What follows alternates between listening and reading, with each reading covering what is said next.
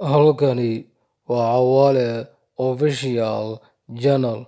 Ku soo dhawaada saaxiibayaal barnaamijkeennii ciyaaraha. Aynu kaga hadli doono kulamadii shalay dhacay, natiijooyinkii ay gaadheen kooxuhu, iyo ciyaaraha soo dhacaya maanta ilaa caawa horyaalada qaaradda Yurub. Barnaamijkan oo faahfaahsan, daawasho wacan saaxiibayaal. Liverpool ayaa hal dhibic kula wareegtay hoggaanka horyaalka Premier League kadib markii barbaro faraha lagaga gubtay ay la galeen kooxda Brentford iyagoo ku kala baxay barbaro 3-3. Natiijadan ayaa ka dhigan inay Liverpool leedahay hal dhibic oo nadiif ah oo ku qabatay hoggaanka Premier League, laakiin waxay iska khasaarisay fursad 3 dhibcood ay hoggaanka ku qaban lahaayeen. Kulankan ayaa ahaa mid aad u xiiso leh ilaa bilowgii ciyaarta ilaa dhammaadkii, iyadoo labada kooxoodba ay ciyaareen kubad weerar iyo weerar celis ah.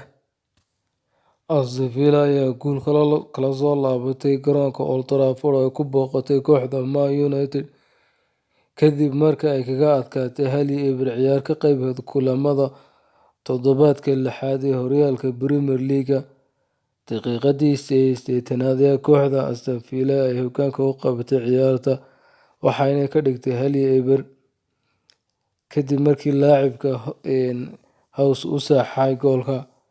Kooxda Man United ayaa dhammaadkii ciyaarta oo lagu daray waqti dhaawac ayaa waxay heshay rigoore, kaasoo u laatay ciyaaryahanka Bruno Fernandes kadibna uu khasaariyay rigoorihii.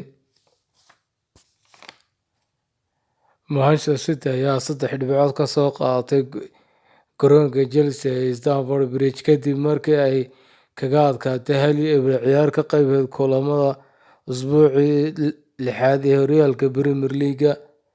Daqiiqadii 53aad ayaa markii mareysay ayay kooxda Man City hoggaanka u qabatay ciyaarta kadib markii laacibkeeda Gabriel Jesus uu goolka u dhaliyay. Goolkaas ayaa ku filnaaday kooxda City ay kaga badisay kooxda Stamford Bridge ee Chelsea. Pep Guardiola ayaa ugu dambeyn ka badiyay Thomas Tuchel oo 3 ciyaarood ugu horreeyay uu la kulmay 3diiba ka badiyay. Kulamadii kale laga ciyaaray horyaalka Serie A waxaa ka mid ahaa AC Milan ayaa 2-1 kaga badisay kooxda Spezia. Inter Milan iyo Atalanta waxay ku kala baxeen barbaro 2-2.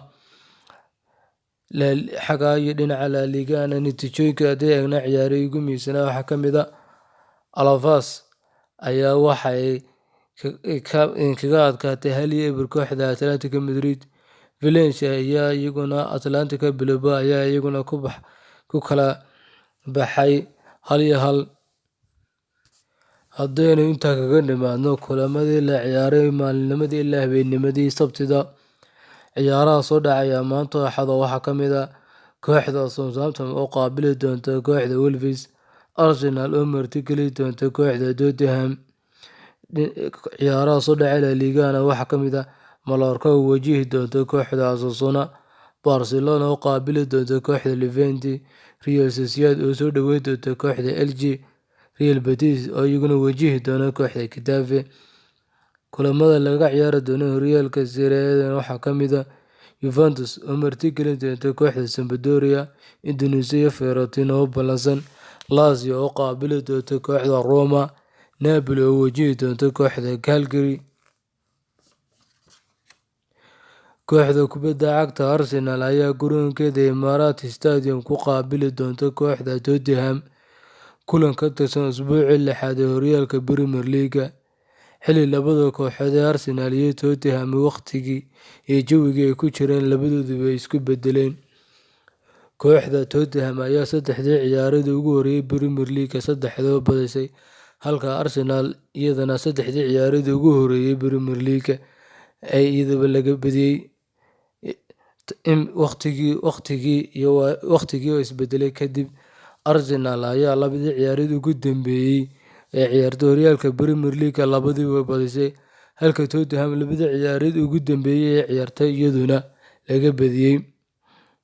Arsenal waxaa ka maqnaan doona Xhaka oo ku maqan casaan, halka Tottenham ay ka maqan yihiin Sigurdsson iyo Bergwijn.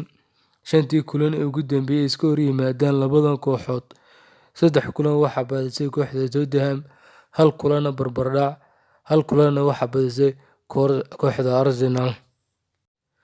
Kooxda kubadda cagta Barcelona ayaa garoonkeeda Camp Nou ku soo dhaweyn doonta kooxda Levante kulan ka tirsan usbuucii 7aad ee horyaalka La Liga ee dalka Spain. Labada kooxood ee Barcelona iyo Levante ayaa 3dii kulan ee ugu dambeeyay la kala ciyaareen kooxaha kale ee horyaalka, iyo 3dii ciyaarood midkoodna aanay badin labadooduba. Kooxda Barca oo isha ku haysa inay ku soo noqoto wadadii guulaha. 5 kulan ee ugu dambeeyay iska hor yimaadaan labada kooxood, 3 kulan waxaa ka badisay Barcelona, 1 kulanna barbaro, 1 kulanna kooxda Levante ayaa ka badisay. Intaas ayuu inoogu eegay saaxiibayaal barnaamijkeenii ciyaaruhu. Asxaabta nagu cusub fadlan subscribe noo saara, asxaabtii hore noola joogtayna fadlan like-ta iyo share-ta noogu dara. Mahadsanidin.